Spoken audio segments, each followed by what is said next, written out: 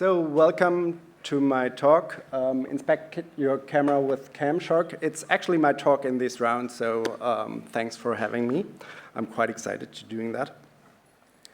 2 to 3 words about me. I'm Stefan Klug. I joined Ideas on Board like 2 years ago. Before that, I've been working in the machine vision industry for exactly 10 years, so I've been doing MIPI cameras for quite a while. And before that, I was doing, well, software, as most of us did for quite a few years. I'm mostly into graphics. That's what I like, so cameras is just an extension of that.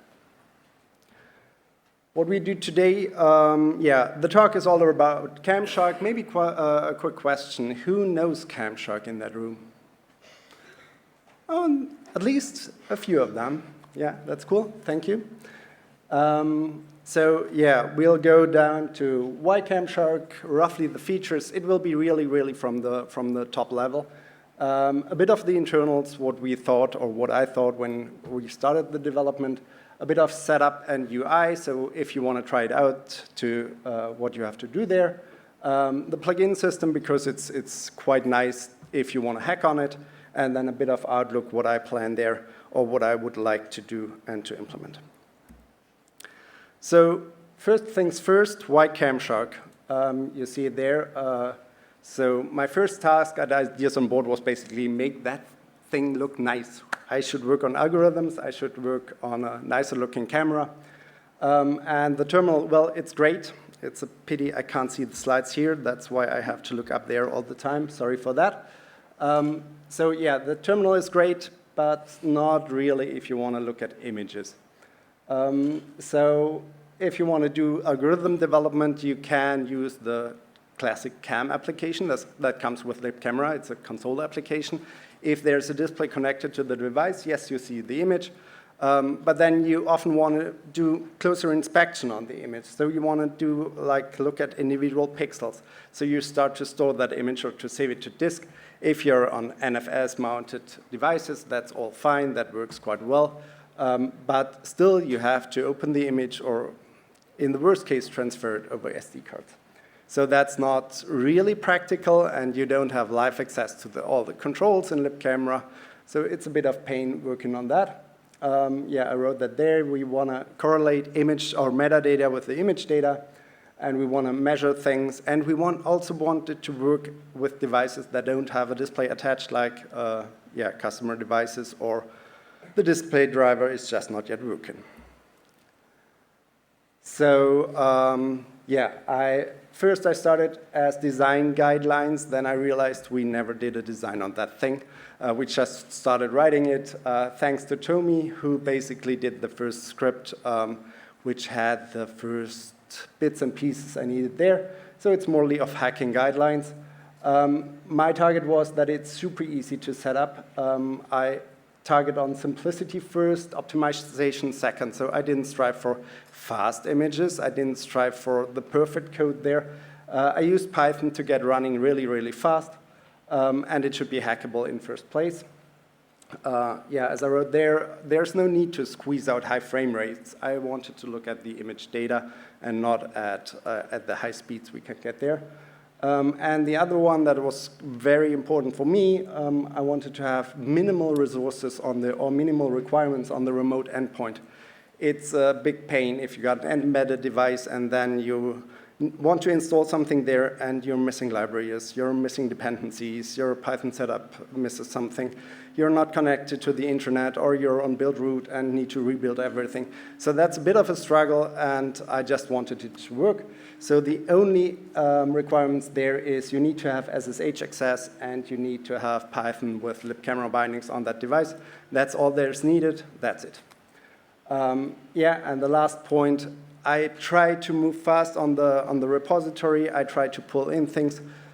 We should get even faster there, but so there might be things that are not working. Just tell me so we can fix them. So a quick overview over the features. It is public on that URL. We can capture raw images. That is super important if you want to do tuning. It's a bit hidden. We will see that a bit later in the UI, but it can store DNG images. These contain all the EXIF data that is needed for later tuning, but regularly you just store PNGs, so that's simple features. We got all the information to all the libcamera properties, to the informations, to the controls, to the metadata, all in one UI. That makes things very easy. We can interactively access all the controls of libcamera. It's enumerated on the device side. We'll see that later. So that makes working with it quite easy. It already supports most of the pixel formats we have out there. A big shout out to Tomi, my colleague, who made the small utility library PixUtils, which converts all those formats into RGB and vice versa.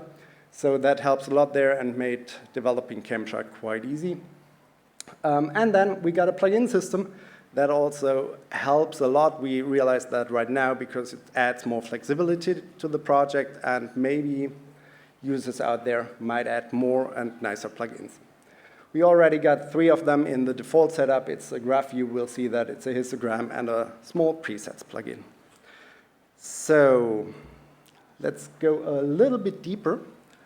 This is the rough overview over how Camshark works. We got the Camshark main application on the left side, on the host side, and on the device side, the right side, that is the server application. I just said that I wanted it to be super easy to set up. So the host application does, it takes the Camshark server packages as a package for the remote device, opens an SSH connection, copies it over to the device, starts the server on a specified port, and that port is forwarded through a SSH tunnel to the host device, so you don't need to set up you don't need more network setup than just SSH. That comes in very handy in our automation lab at Kieran's lab, because he jumps usually through multiple hosts on SSH, and direct connection to an IP would not be available. So routing everything through SSH adds a bit of overhead, but on the other hand, it just makes things super easy. Then there's one concept shown here that is very important to know and to understand. The people who have worked with libcamera know that for libcamera, for every frame, you need to queue in a request. You set all the controls on that request. You queue that into libcamera, and a while later, you get the request back with buffers attached and the metadata for these buffers. That is super cool if you want to do per frame control, but it's not so easy if you want to route that over Ethernet from a slow device onto your host machine. That adds delays, that adds overhead, so that's difficult to handle. So we did that a bit differently. You see on the right side, that is the camera loop that is only running on the device. So on the host side, we even don't know there is libcamera. There's nothing libcamera specific on the host side. As I said before, it should be fast and easy, so there's a lot of dicts in there. There's non-specific classes. It's maybe a bit of shady Python code, but it works quite well. On the right side, the camera loop runs super fast. It runs in real time. That's what we are showing in the demo upstairs. The display is running in real time, while Camshark is stuttering here and there because we don't care about the speed. So controls are only if you enter manual controls. They are sent to the device, and then as soon as the device is ready, metadata is sent back. Controls are sent back. That's not an error. We sent back the controls that were set on the corresponding request to know or to be able to check what was in there.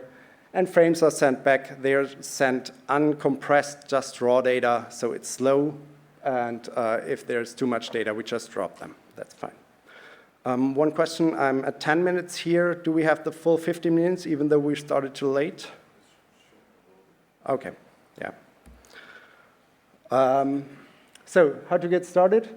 It should be a one-liner to install it. You got the typical uses there. And usage, that's the one line you need, basically Camshark and then the SSH access. We got some useful parameters, but that's details. I'll jump a bit quicker to finish up earlier.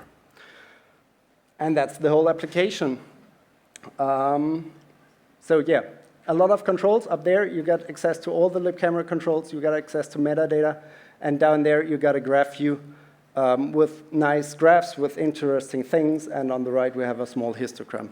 I need to ask again, is it 5 minutes still left? Because then I could go all of them, or should I? Just 1 minute, okay, that's close. Okay, let's jump over that. That's boring, that's camera configuration. That is cool. You can enable capture script in the configuration, so you can actually set controls per frame and feed that into Camshark. On the remote side, you can control every frame, and what you get back is a graph view that shows you that. Every X on that graph is when a control was set. The lines on the graph is when the metadata came back to that frame or for that frame. So you can correlate if everything really, really works per frame. We want to add on top of that actual measurement on the device that would even further improve things.